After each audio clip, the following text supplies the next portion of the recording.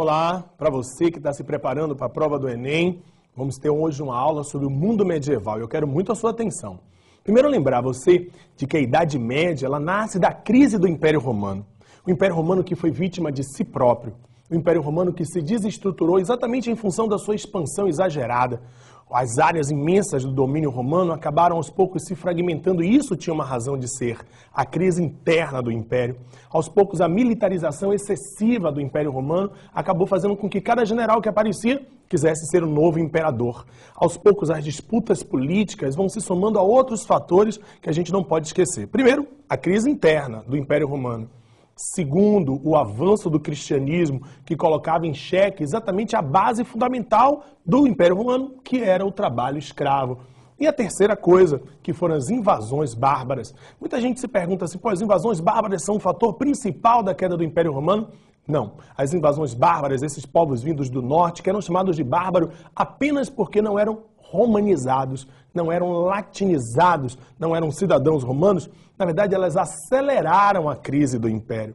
Na verdade já encontraram o Império Romano carcomido, abalado, desestruturado e acabaram acelerando. Isso acabou levando, claro, à queda do escravismo, o fim da vida urbana, a decadência da atividade comercial, que foi inclusive acelerada com a tomada do Mediterrâneo pelos árabes, alguns anos depois. Tudo isso acabou levando a Europa à necessidade preemente de uma nova ordem social, política, econômica, cultural, que a gente chama de feudalismo, ou seja, a Europa foi se ruralizando. Como preferem alguns autores, a Europa foi se feudalizando. Feudalizando por quê? Porque, na verdade, a nova estrutura que a Europa vai viver, a marca fundamental a partir de agora, é exatamente a estrutura agrária, de subsistência e o trabalho servil. Aos poucos, castelos vão surgindo na Europa, várias estruturas novas, era uma forma de se defender em função da insegurança. Ao mesmo tempo, essa vida isolada dentro dessas estruturas chamadas feudos, era uma forma também de garantir a sobrevivência. A vida mercantil ela foi perdendo espaço, enquanto que a atividade agrária se baseava exatamente na troca básica de produtos e principalmente na autossuficiência dos feudos e na subsistência. Vou repetir, hein? Autossuficiência e subsistência. Os feudos produziam tudo o que precisavam e apenas o que precisavam, já que a interação comercial era muito limitada nesse período. É exatamente nesse contexto da crise do Império Romano, do enfraquecimento da vida urbana, da vida mercantil, do trabalho escravo, que o cristianismo vai ganhando espaço. Imagine vocês, de uma doutrina perseguida no início, se transformou numa doutrina hegemônica dentro da Europa, ou seja, só ela mandava, só o cristianismo prevalecia dentro da ordem feudal. Isso se deu por uma coisa muito simples.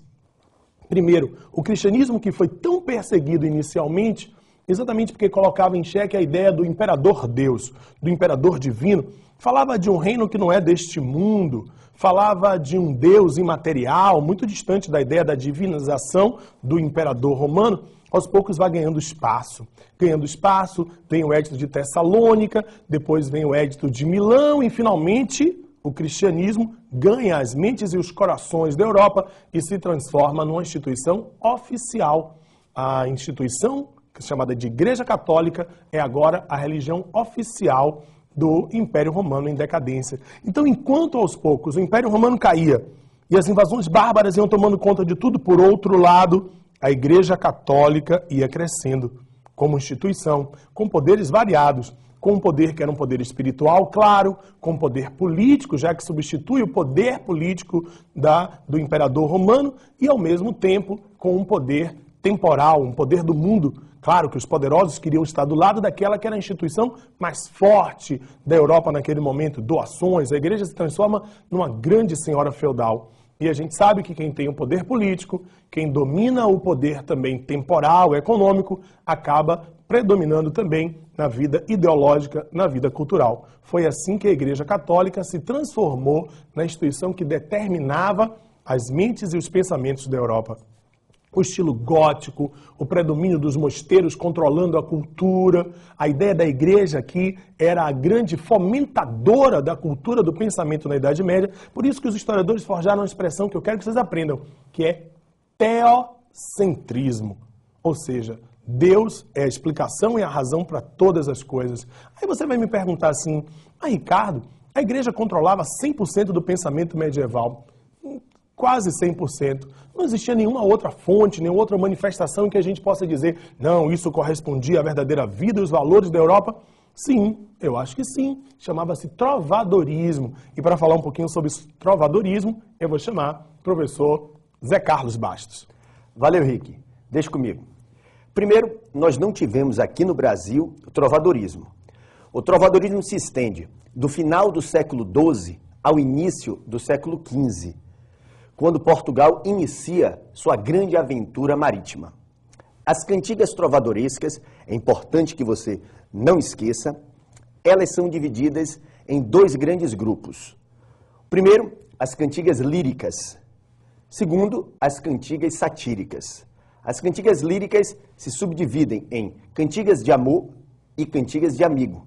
Já as cantigas satíricas se subdividem em cantigas de escárnio e cantigas de maldizer. Nós já aprendemos que a economia medieval era baseada na terra, na agricultura, de subsistência e uma economia também de base agrária e autossuficiente. E como era essa sociedade medieval? Era uma sociedade estamental e baseada nos laços de dependência. Primeiro, o que é uma sociedade estamental? É uma sociedade dividida em ordens ou estamentos, absolutamente segmentados. O que determinava a posição de cada indivíduo era o nascimento. Na verdade, a gente pode separar a sociedade medieval em dois grupos básicos. Em cima, a camada consumidora, clero e nobreza. E logo abaixo estavam os camponeses. Camponeses esses divididos em servos e vilões. Os servos eram presos à terra, não podiam sair do feudo. Já os vilões eram trabalhadores semilivres. E aqui, no grupo do clero, a gente pode dividir tranquilamente em dois grupos também. O clero secular, que era aquele clero que mantinha contato com a sociedade, que convivia com o mundo, e o clero regular. Esse clero regular era o clero monástico, aquele que vivia dentro dos mosteiros. E ainda aqui no meio, onde está a nobreza, a gente pode dividir também em dois grupos, os suzeranos e os vassalos. Os suzeranos eram os senhores doadores de terra e os vassalos eram os senhores receptores de terra. Isso tudo para manter os vínculos de dependência, que eram fundamentais numa sociedade com tanta insegurança, com a necessidade de proteção tão premente. Era preciso, claro, que houvesse um vínculo de dependência entre esses grupos, como, por exemplo, os camponeses, que para se manter os vínculos com os senhores tinham que prestar serviços. Em troca da proteção e da terra, os camponeses prestavam serviços, como por exemplo a corvéia, que eram alguns dias de trabalho que eles davam nas terras do senhor, como por exemplo a talha, que era uma parte da produção que entregavam os senhores feudais, como por exemplo a banalidade, que era um tributo que eles pagavam todas as vezes que usassem alguns utensílios do feudo. Pois é, esse modelo predominou durante quase 1000 anos. Mas no início do segundo milênio, as coisas começaram a mudar, principalmente por causa das cruzadas.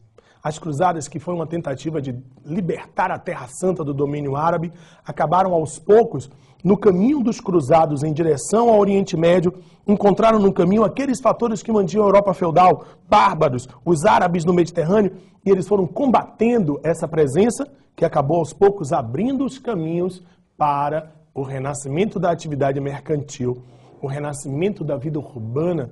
É o que a gente chama de Baixa Idade Média. A Baixa Idade Média é o nascimento do capitalismo. As moedas começam a circular pela Europa, os produtos começam a aparecer em grande quantidade, o interesse pelas especiarias do Oriente.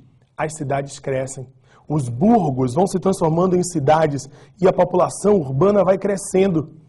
É um novo tempo, é o início de uma nova fase, de uma nova era que nós veremos em breve e que se chama Advento dos Tempos Modernos. Até a próxima!